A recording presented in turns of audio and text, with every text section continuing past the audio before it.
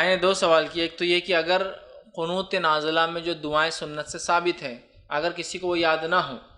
تو کیا وہ عربی زبان میں دعائیں کر سکتا ہے؟ تو یاد رکھیے، اگر کسی کو قنوت نازلہ کی جو ثابت شدہ سنت دعائیں ہیں یاد نہ ہوں تو وہ عربی زبان میں کوئی بھی دعا پھر کر لے انشاءاللہ عزیز کو ہے، ربنا آتنا فی الدنیا حسنۃ وفی الآخرۃ حسنۃ وقنا عذاب النار، ایک بار نہیں 3 بار پڑھ لے، اس لیے کہ نبی اکرم صلی اللہ علیہ وسلم اہم دعاؤں کو 2 3 بار دہرایا کرتے تھے، تو وہ ایسا کر سکتا ہے۔ اور ایک بات یہ بھی ہے کہ جب آپ صلی اللہ علیہ وسلم قنوت پڑھتے تو قنوت کے آخر میں یاد رکھیے صحابہ سے عمل ثابت ہے کہ وہ صلی اللہ علیہ نبی وسلم پڑھتے تھے، نبی پر درود بھیجتے تھے آخر میں، ٹھیک ہے؟ تو یہ بھی آپ اس میں اضافہ کر سکتے کہ یہ پڑھنے کے بعد وہ صلی اللہ علیہ نبی وسلم کہ نبی اکرم صلی اللہ علیہ وسلم سلامتی ہو، یہ آپ کر سکتے، تو آپ عربی میں وہ کر سکتے ہیں، ٹھیک۔ دوسرا یہ بھی بتا دوں آپ کو میں کہ سمجھ لیجیے اب عربی میں دعا یاد نہیں مجھے کچھ بھی،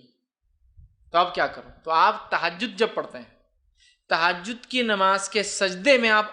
جو زبان آپ کو آتی ہے اس زبان میں دعا کر سکتے ہیں۔ تہجد میں مطلب نفل نماز کے سجدے میں جو زبان آپ کو آتی ہے، اردو، ہندی، مراٹھی، تیلگو، پنجابی، ملیالم، کوئی زبان آتی ہے اس زبان میں کر سکتے ہیں، اور علماء نے اس کا جواز دیا ہے۔ اس لیے حدیث کے الفاظ ہے بندہ سب سے قریب اپنے رب سے سجدے کی حالت میں ہوتا ہے، لہٰذا اللہ سے مانگو۔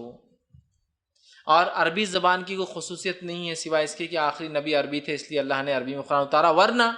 عبرانی میں بھی کتابیں اتری ہیں، سوریانی میں بھی کتابیں اتری ہے، اور دنیا بھر کی مختلف زبانوں میں وَلِكُلِّ قَوْمٍ ہاد، ہر زمین ہر زمانے پہ ایک نبی، تو اس کے ساتھ وَلِكُلِّ أَجَلٍ کتاب، ہر زمانے میں ہم نے کتاب اتاری، تو وہ کتابوں کی زبانیں مختلف تھیں۔ آخری نبی چونکہ عربی تھے لہٰذا قرآن عربی ہے، لیکن اللہ تعالیٰ ہر زبان کو سمجھتا، تو لہٰذا نفل نماز کے سجدے میں آپ اپنی زبان میں دعا کر سکتے ہیں، تو لہٰذا تہجد کے لیے اٹھیے، آخری رکعت کے اندر آخری سجدہ کیجئے، اس سجدے کے تسبیحات کے بعد اپنی دعا اللہ کے سامنے رکھیے۔ تو اگر عربی نہ بھی آتی ہو تو آپ کو میں نے حل اس کا دے دیا کہ اردو زبان میں بھی آپ، انگلش میں بھی آپ، اور بھی زبانوں میں بھی دعا کر سکتے ہیں، اور علماء نے اس کا جواز دیا ہے۔